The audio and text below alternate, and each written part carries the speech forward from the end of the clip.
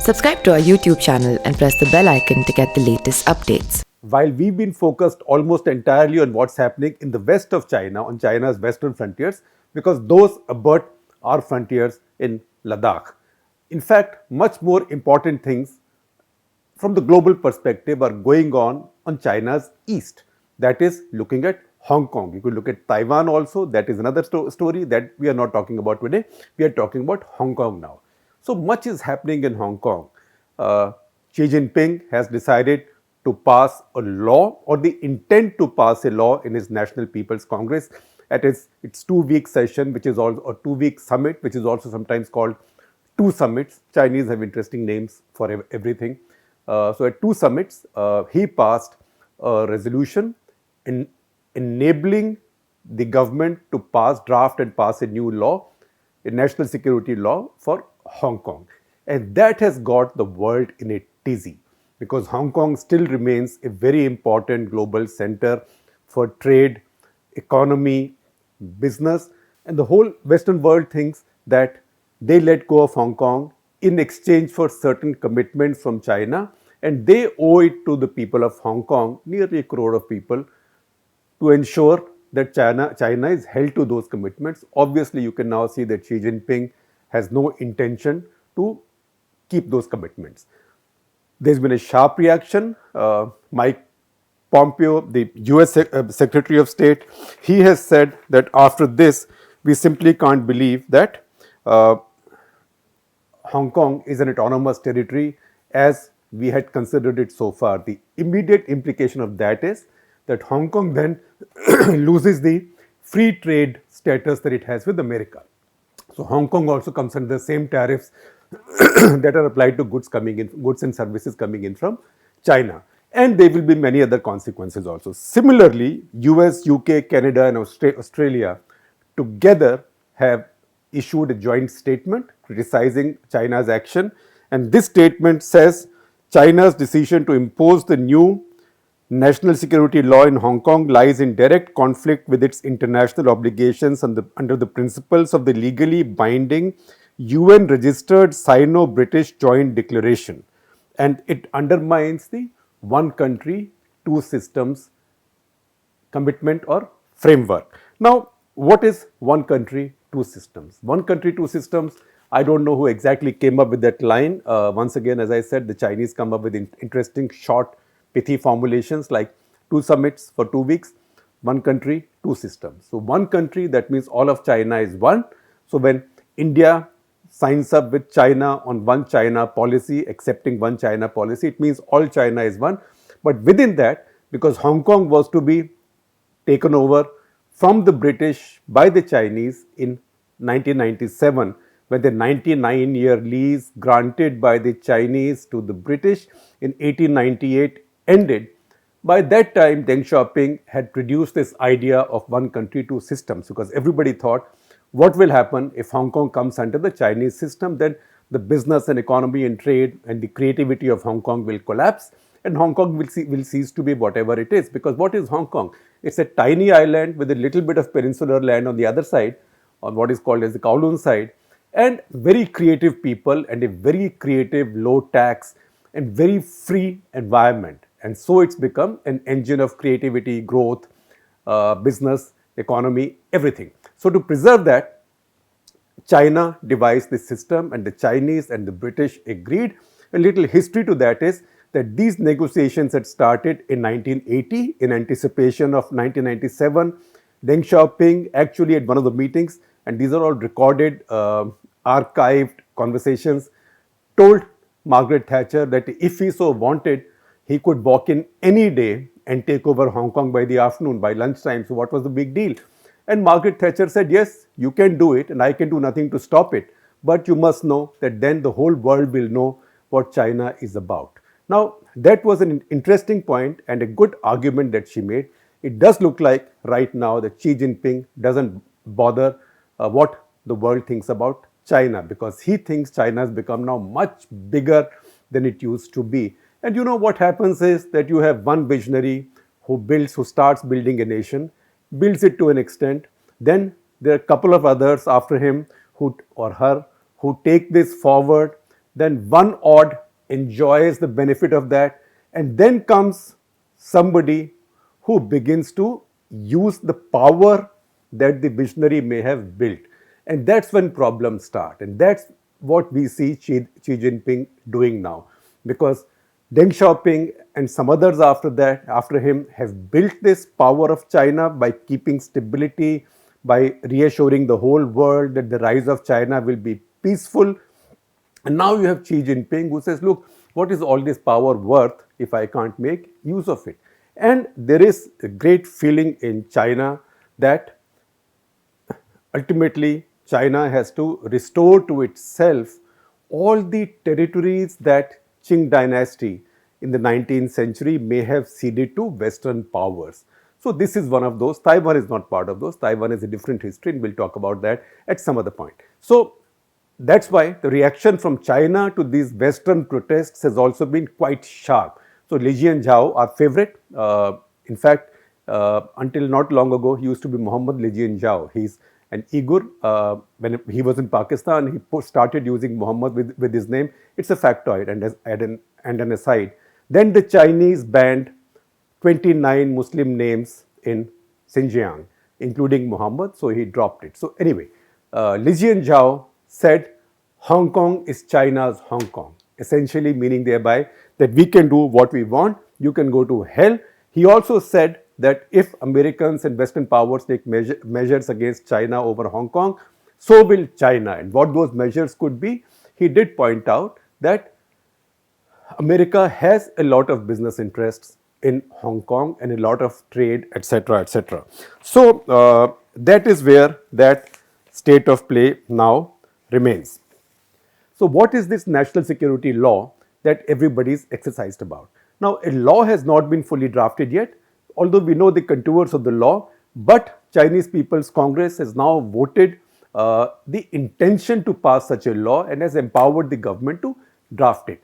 And this was voted, don't laugh, and I will tell you why you shouldn't laugh, why I'm saying you shouldn't laugh, that it was voted 2878 in favor against 1. 1 opposed it. So I'm saying don't laugh, not because 2878 voted for it. You would expect that in the Chinese People's Congress kind of parliament, which is a rubber stamp parliament, in one party rule. But I said don't laugh because 1 voted against it. So we'd like to know who that worthy is, but we can't because this voting is supposed to be anonymous. 6 abstained as well, which is again not so important. So what is this law? What will this law do? This law basically says that China's national security law will now apply to Hong Kong, which means whatever, now this is a quote from a scholar that I have from Johannes Chan, who's a former law school dean at Hong Kong University, who says that China's national security law basically covers whatever Beijing wants it to cover. The last thing we want is for Beijing's mainland laws to apply to Hong Kong. How these will work, I will explain to you in 1 second. First of all, the first thing it does is, it says that it criminalizes anything that it describes as subversion of state power, secession, organizing or carrying out terror activities, anything can be described as terror activities, endangering national security. Also, activities interfering with the internal affairs of Hong Kong Special Administrative Region, Hong Kong HKSAR as it's called, or colluding with foreign powers. Essentially, this also means, this legislation, that once this comes through, then the Chinese government and its security agencies and its intelligence agencies can start functioning formally and openly in Hong Kong. Right now they do it undercover or they do it clandestinely. But once this comes in, then they can do it as they want. The Western powers as well as critics in Hong Kong say this is violative of Basic Law, Article 23 of Basic Law. What is Basic Law? Basic Law is a mini constitution that's been designed for Taiwan to give it, to justify or to give a structure to the one country, two systems principle. So China has one way of governing itself. For Hong Kong, there is a special constitution or constitutional dispensation called the Basic Law. In fact, the Chinese had started debating about this Basic Law kind of legislation or constitution in the 70s, hoping to apply it to Taiwan and thereby attract Taiwan to rejoin the mainland. That didn't happen. This was applied here. So Article 23 says that Hong Kong government will pass a law. That's Hong Kong's own government will pass a law against treason, secession, sedition, subversion, activities against Chinese government and state services. Now, the fact is that no Hong Kong government's been able to do it. The earlier Hong Kong governor, Tung Chee Hwa, tried to pass this law in Hong Kong in 2003. That met with stiff protests right away, and as it met with stiff protests, he gave up, he did not push it. And because he did not push it, it fell by the wayside. His three successors did not try to push it. Then came the Hong Kong democracy movement that we saw earlier in the year, or several months back. And that's when people came out to protest, and there was a widespread feeling that the Chinese were going to send in troops and there was going to be Tiananmen Square kind of situation in Hong Kong, but that didn't happen. The Chinese kept their patience, held their fire. At one point, they basically let go. And the whole world from outside might have seen it as a capitulation by the Chinese authorities and a big victory by the Hong Kong democracy agitators. But knowing the Chinese, those who know the Chinese better knew that the Chinese have decided to cut their losses at that point and to wait for a more opportune day. Now that is what Xi Jinping seems to think, that his opportune day has come. So what will happen when this law comes in? And why are the Hong Kongers worried and why are they protesting? Because protests are now breaking out. Riot police has been called. There's a lot of tension in the air. So Hong Kong was guaranteed an independent judiciary under the Basic Law. Once this law comes in, essentially Chinese mainland criminal law will apply to Hong Kong. It also means that judiciary in Hong Kong can be instructed by the Chinese government to take a certain kind of actions when it comes to what they see as issues of national security, sedition, subversion, colluding with foreign powers, etc., etc. Similarly, this provides Chinese security agencies to work openly in Hong Kong now. They don't need to be undercover, and thereby it violates the Basic Law. So Beijing can now officially set up what is called as Ministry of State Security, which is the Chinese external and internal secret service intelligence agency combined in one. This was set up on the same structure as KGB in the past. So today they are all undercover. Tomorrow they can work as in the open, and Chinese criminal law is quite tough. The Chinese don't release figures, but if you check out Amnesty International or any other organization that keeps track of death sentences around the world, China is the world champion in executions, death sentences by a very long margin. Saudi Arabia and all have been left behind by a very long distance. So the Hong Kongers don't want this to come in, and particularly people in Hong Kong who might have foreign passports or dual passports, they obviously would not like such a thing. And chances are that if this comes in, a flight of talent and people will start. That's why this British threat that they will issue 3 lakhs and more long-term visas to people from Hong Kong, because 3 lakh Hong Kongers leaving out of nearly a crore or 90 lakhs doesn't hurt China so much. But these might be the most talented, the most creative, and also the most entrepreneurial Hong Kongers. So this is like vacuum cleaning your brain power from Hong Kong. That is the threat that Dominic Raab, the British Foreign Secretary, held out. I am not sure how much the Chinese will bother about that. Chinese will think that somehow things will fall into place and they'll be able to handle it. So Chinese official Wang Chen, he spoke at NPC, National People's Congress, and he said, when needed, when this new law empowering the Chinese government to pass the new national security law and apply it to Hong Kong was passed. He said, when needed, relevant national security organs of the Central People's Government will set up agencies in Hong Kong. Xinhua reported this. So I'm quoting it from there. So that is how this big change has come about. Now, a couple of questions arise. Why is Xi Jinping doing it now? Obviously, when he pulled back and when he let go while facing the democracy movements in Hong Kong, he was buying time. He was abiding his time. Why has he chosen this time? This is when here is some guesswork from me, educated guesswork. Number one, this is now just about 150 days from American elections. So America is fully in the election mode.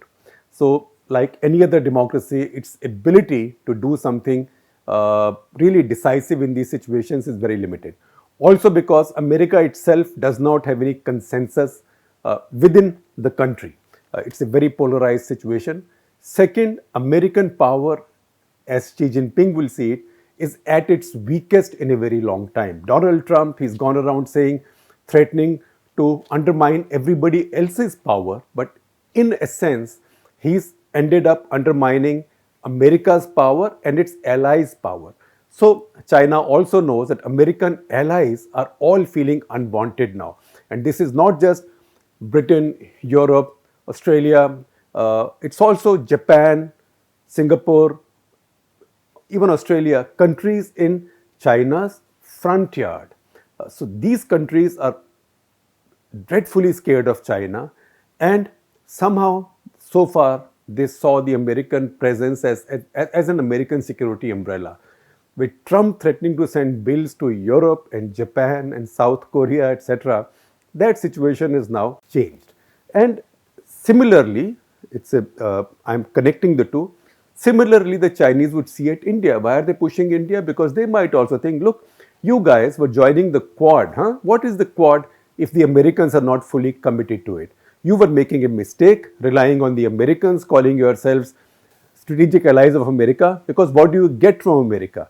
And if you look at Donald Trump's tweets and his statements, offer to mediate, arbitrate, it would seem that Xi Jinping is vindicated by what is happening there, because Donald Trump has not spoken out like an ally. And India should not feel particularly unwanted, because that is the state of all of America's allies. So that is one reason. The second reason is that Xi Jinping is now very strong internally within his own party, but once in a while there are challenges. So this is his way of consolidating his power and saying, look, I am now carrying forward the job that we owe to history, to China's history. So I am doing it. Other people haven't done it before me since Deng. So I am completing that job. Third point is that Hong Kong's economy. In 1997, Hong Kong was like the engine that was driving China's economy. Much has changed in 23 years since then. Now China is the engine driving the world's economy. So that equation is completely changed. So Hong Kong's economy is not small.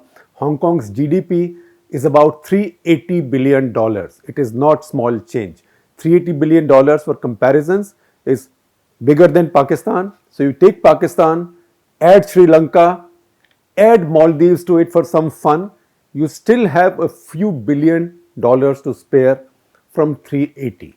So Hong Kong is that large with about 4% the population of Pakistan. Hong Kong is less than a crore of people. Pakistan is 22 right now. But compared to China, it's now very small, because China is $14.1 trillion. That's 5 times, say, India's economy. So China thinks it's now so big that it can afford to take a few risks with Hong Kong. But there is a fourth reason which is important, and it's also quite clear that Xi Jinping thinks that that risk also is not so real, because the Western world will soon accept this new reality, because they have a greater vested interest in the economy of Hong Kong than even mainland China does right now. So that is where we stand right now, and that's where Hong Kong stands in this larger global equation. Now, just one more thing before I let you go away. Yesterday, In episode 482, I had displayed a mask and I said that one of our readers, S. Kiran Reddy, sent this from Hyderabad. It came from Hyderabad, not from S. Kiran Reddy. It came from Dinesh Hansraj from Hyderabad. S. Kiran Reddy was the gentleman who brought it to us. So thank you, Dinesh Hansraj, for sending it to us, and thank you, S. Kiran Reddy, for bringing it to us. It's because of readers like you that we feel so encouraged to go on day after day, minute after minute.